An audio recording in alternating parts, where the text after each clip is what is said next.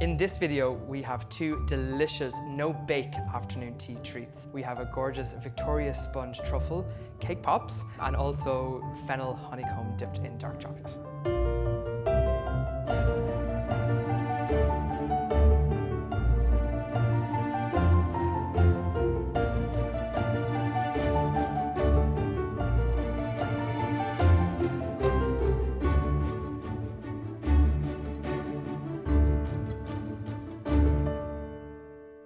When it comes to afternoon tea treats, this really is one of the simplest ones. It is a Victoria sponge, all those components of a beautiful sponge, jam and cream cheese, and we're going to turn them into gorgeous truffles. So again, an oven doesn't even have to be switched on for this. This is how simple they are. So we have some sponge cake here. You can either buy the sponge cake or if you have some left over, and if it's a little bit old, that's completely fine because we're adding in loads of delicious ingredients there. So we're going to break this up a little bit more with our hands. And to this here, we're going to add some strawberry jam or raspberry, whatever your preference is. We are going to use a little splash of vanilla and finally some cream cheese. So once you have all the ingredients in your bowl, give it a good mix up with a spoon or by hand until it forms a nice firm dough. A brilliant one for the kids as well. If you want to make something for them, they don't have to be just for afternoon tea treats. They're lovely for birthday parties. They're lovely for any type of an event. Once your dough has all formed up in a nice ball on the bottom of the bowl here, just taking a small scoop with your hand, press together and roll.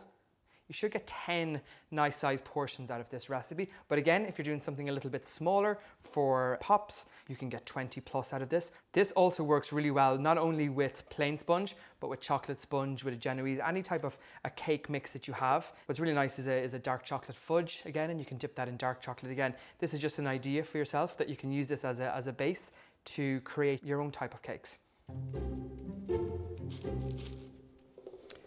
Once you have all of these 12 rolled, again, pop them into the fridge for an hour just so they firm up a little bit. And once they're cold, they're much easier to dip then in white chocolate.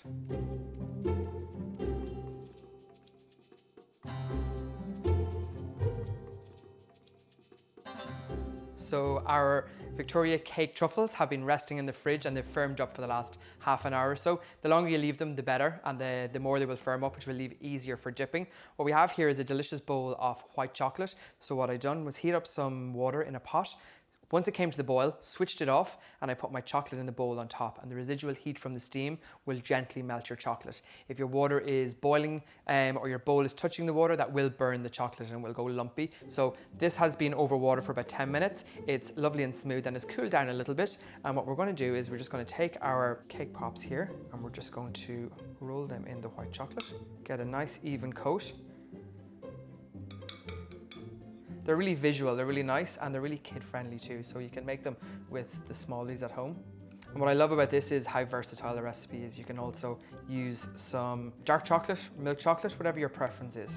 So before your chocolate sets, if you have any little toppings to put on, what I have here is some beautiful freeze-dried raspberries, and never leave the house without some edible glitter. Sprinkle some of this on once your chocolate is wet, and that means then that your lovely garnishes will stick to the white chocolate or whatever chocolate you're using.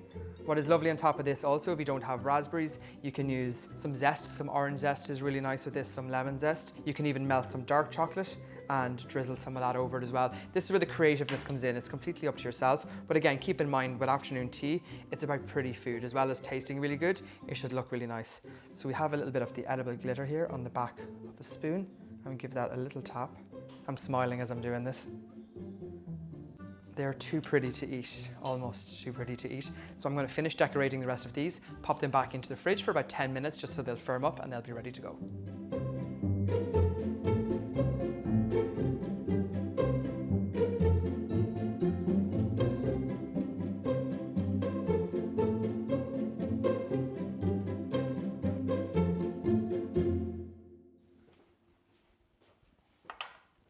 So now our cake truffles have been in the fridge for about 20-25 minutes, so they've firmed up nicely. At this point, you can present them straight away for your afternoon tea. If there's a little pool of chocolate around the edge, you can just trim that with your little palette knife to leave it a bit cleaner. And then we are just going to lift these up and pop them onto our stand. If you are stuck on time, what you can do is make the mix before you dip it in chocolate, and that freezes really well. So you can keep those in the freezer for up to 3 months and then take them out obviously an hour or two before you need them. You can decorate them and serve them. So if you just want to work ahead, this does work really well if you just make the basic mix ahead of time. So there we have it, folks, our delicious, tasty Victoria cake truffles. No bake, super delicious, and I think would grace any afternoon tea stand.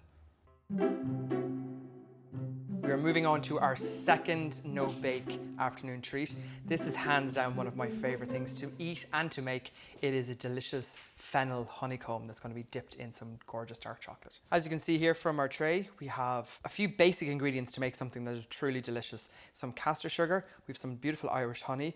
My secret weapon here is these beautiful little fennel seeds. They add a gorgeous anise flavor to the honeycomb, and some bread soda, and that's what makes it react. So we have our sugar. We are going to put in our water, followed by the honey. When you have all your ingredients in the pot, a tip is always to start it very, very gently on a low heat. Wait until your sugar, your honey and your water is combined.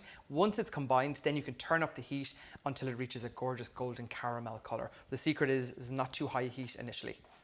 Very important thing when you're making honeycomb is it will turn to a caramel very, very fast. And when you add in your bread soda and your fennel seeds, it will double in volume. So have a tray ready. There's no point in looking for a tray at this point when it's a caramel. So have your tray, have it beside your pot so you're not going to be carrying it too much. So once as you can see here, your sugar, your honey and your water is combined.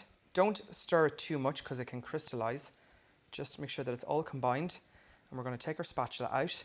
And very simply, you just have to wait for this to turn a beautiful caramel color. What I like to do is when your sugar syrup mixture is all combined and it's bubbling and it's almost at a caramel point, I move over to a whisk because you're going to whisk in your bread soda and your fennel seeds. And again, it's even distribution and it mixes in better. So it's almost there. And as you'll see when I add in my bread soda and pour it out on the tray, you don't want to move your tray because the honeycomb is going to be full of gorgeous air pockets, and let it cool completely on the tray before you move it. Any little disturbance at all can knock all the air out of your honeycomb.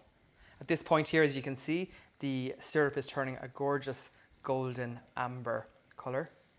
And it's important you don't let this go too dark because it will continue to cook after you take it off the heat. So we put in our bread soda and our fennel seeds. Mix those together. Keep whisking until you get a nice golden brown color.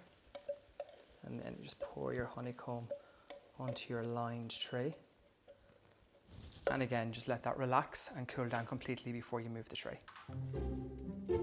Top tip, when you're waiting for your honeycomb to cool down, refill your pot with cold water and bring it back to the boil, and that will clean it really fast for you.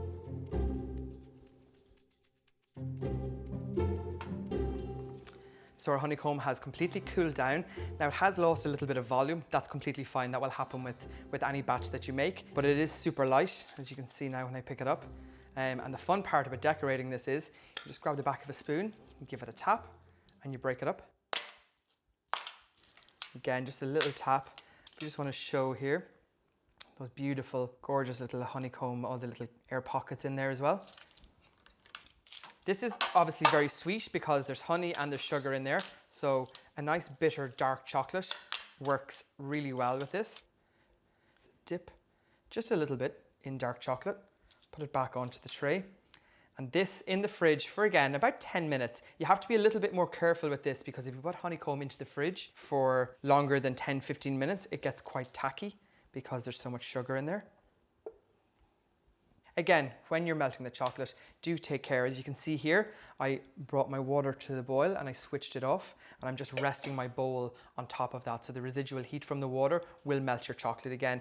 When you are melting chocolate, less is more. Take your time, don't rush, because once you burn chocolate, you can't really bring it back to the way that it used to be before. What's really nice about this, and again, also gorgeous picnic food, gorgeous for little snacks, birthday parties. Feel free to make them for any occasion you have coming up. And an extra little level, because we can't just leave them like this. Here is a little bit of bee pollen to tie in nicely with our honeycomb. We're just going to sprinkle a little bit of that for added crunch. So once these are all dipped in chocolate, pop them into the fridge for about 10 minutes and they're good to go.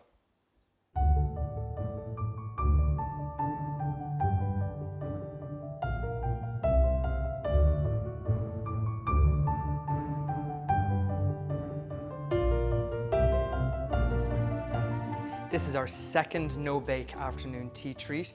It is the chocolate fennel honeycomb. Really visual, really easy to make, and super fun to make. So at this point here, if you're not serving it straight away, what you can do is just pop it into an airtight container and keep it in a cool place, and that honeycomb will keep for 4 to 5 days, no problem, once it's cool. And also, it's a perfect option for any celiacs out there. It's a beautiful gluten-free option too. So that's it. These are my 2 delicious no-bake afternoon tea treats. I hope you enjoy making them as much as I did.